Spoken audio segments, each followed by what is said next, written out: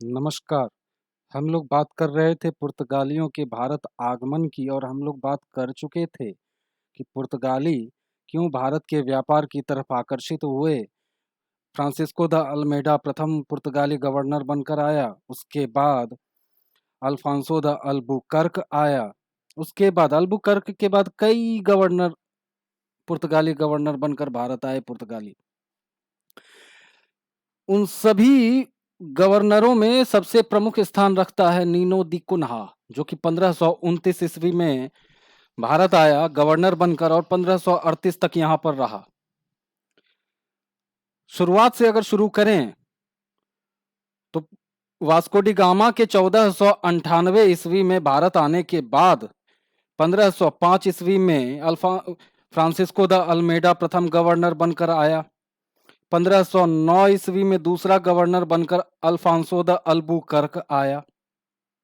यह 1529 में आया और 1538 तक रहा।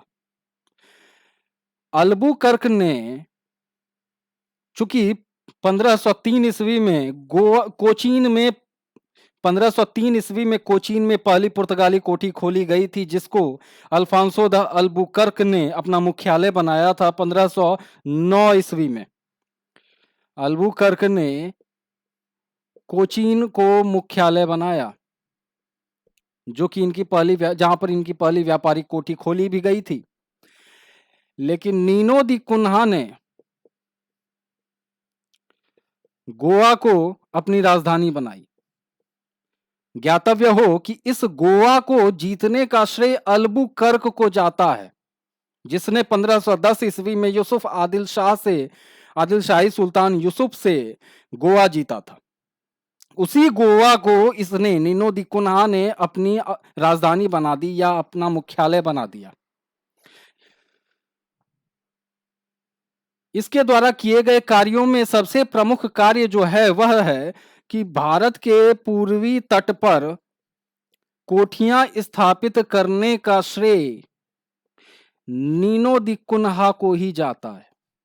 इससे पहले यह विचार किसी के मन में नहीं आया था।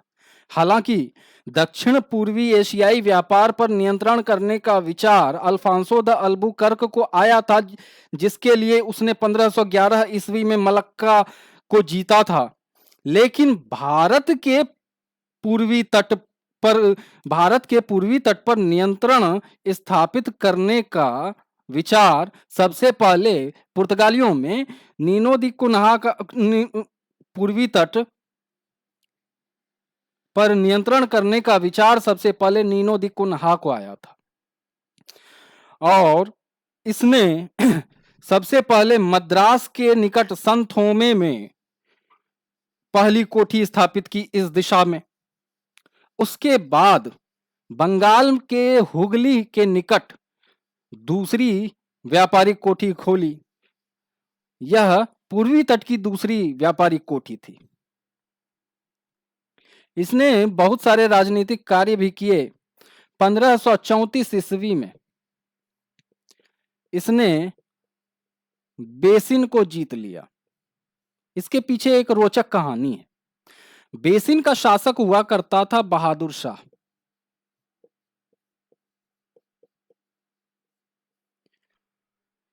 बहादुर शाह से इसका समझौता हुआ था कि वहां पर व्यापारिक कोठी खोली जाए।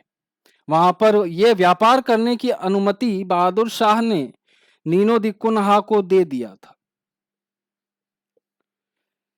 लेकिन कुन्हा ने एक शर्त रखी कि हम अपनी कोठी को 4 दीवारी से घेरेंगे, अर्थात अंदर दीवार के अंदर मेरी कोठी होगी, जिसके लिए बहादुर शाह तैयार नहीं हुआ।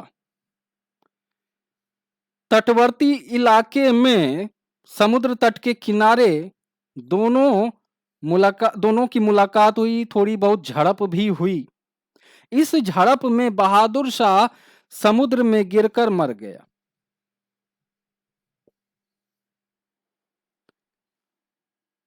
जब मुखिया ही नहीं रहा तो क्षेत्र तो ऑटोमेटिकली नियंत्रण में आ गया। इसका लाभ उठाते हुए इसने बेसिन पर कब्जा कर लिया। 1535 ईस्वी में 1535 ईस्वी में इसने दीव पर कब्जा कर लिया।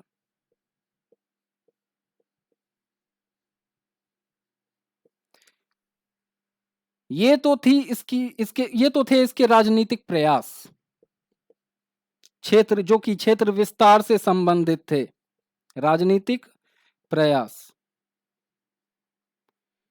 सामाजिक मामलों में इसने अल्फांसो द अल्बुकर्क का अनुसरण किया।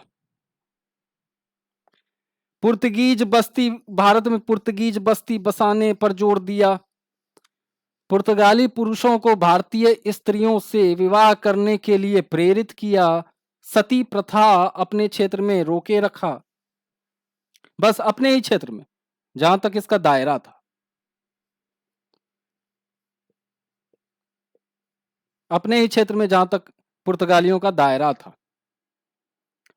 मुसलमानों को यह भी तवज्जो नहीं दिया करता था।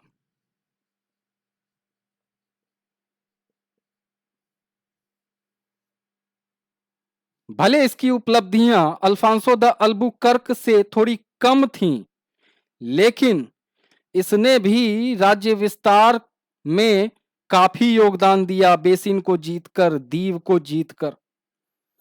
तो बहरहाल जो भी हो, इसने ईमानदारी से पुर्तगाली के द्वारा निर्धारित कार्यों को संपादित करने की कोशिश की और इस प्रकार 1538 में इसको पुर्तगाल वापस बुला लिया गया और दूसरे गवर्नर की नियुक्ति कर दी गई। यही बातें थीं नीनो दी कुन्हा की, जो कि पुर्तगाली सरकार के द्वारा निर्धारित गवर्नर बनकर आया था। अगले वीडियो में कुछ नया सीखने को मिलेगा, कुछ नई बातें जानने की कोशिश करेंगे। तब तक के लिए जय हिंद।